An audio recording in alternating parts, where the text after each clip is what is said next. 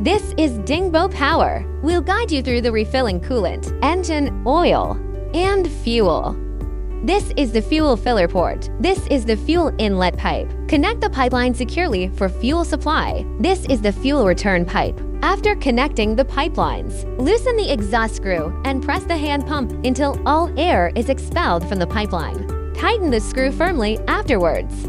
Select the appropriate fuel grade based on the ambient temperature of the operating environment. Check the oil dipstick to ensure the oil level is between the low and high marks. Add oil if the level is below the minimum. This is the engine oil filler cap. Unscrew the cap before refilling. Ensure the engine oil is compatible with the engine model. Refer to the engine manual for specific specifications.